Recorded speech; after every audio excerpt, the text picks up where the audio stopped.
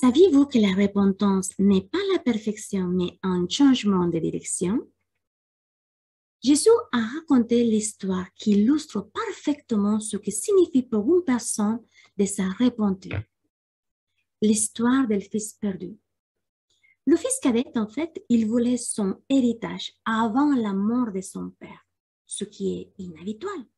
Mais son père a cédé à sa demande. Il a donné à ses deux fils leur héritage. Le fils cadet prend toute sa fortune et est parti dans un pays lointain où il gaspilla ses biens. L'histoire raconte qu'une fois qu'il a perdu toute sa richesse, le pays où il s'est trouvé tombe dans la misère. Les gens dans ces pays mouraient de faim. Alors il fallait se nourrir. Il cherche un travail. Et le seul et unique travail qu'il trouve, consistait en fait à nourrir les cochons.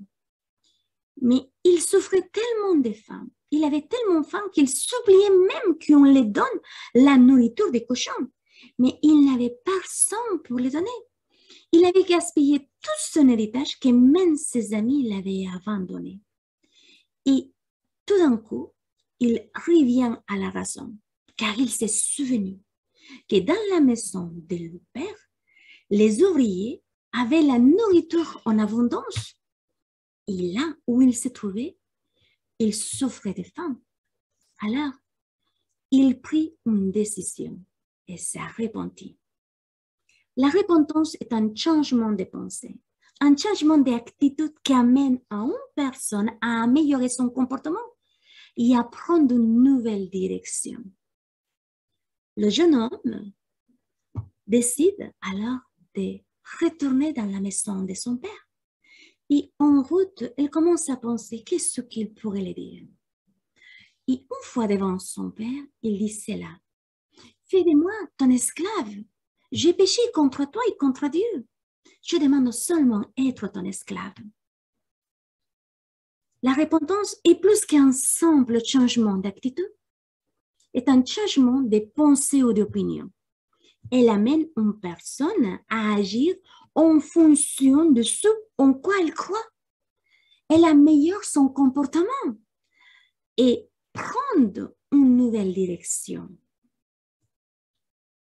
Nous sommes tous éloignés de Dieu, notre Père, du ciel, notre maison. La Bible nous dit que nous étions tous comme des vraies vies, errants. Chacun suivait sa propre voie. L'Éternel fait retomber sur lui l'iniquité de nous tous. Dieu, dans sa miséricorde, a pris nos péchés et il a fait retomber sur Jésus-Christ. L'histoire nous révèle le véritable amour du Père.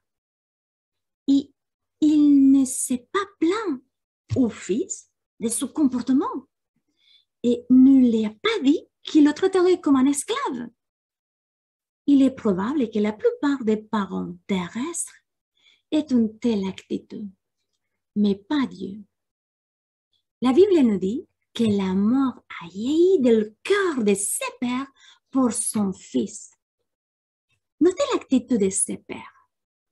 Il attendait le retour chaque jour de son fils.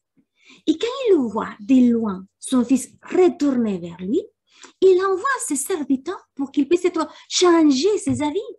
Il met un bijou dans ses mains et il organise une fête de bienvenue. Le narrateur de cette histoire, c'est Jésus. Et il nous fait comprendre que le père de cette histoire, c'est Dieu, qui est plein de compassion pour nous. Il fait de nous ses enfants et non des esclaves. Pensez en cela aujourd'hui. Il rétablit ma relation initiale avec lui. Dieu m'attend. Es-tu éloigné? Pourquoi ne t'approches pas aujourd'hui de Dieu, ton véritable Père du ciel, qui est ta maison? Si tu ne connais pas encore Jésus, je t'invite à dire la prière qui sort au final de ces vidéos. Et toi, si tu es déjà un enfant de Dieu, n'oublie pas que tu es déjà béni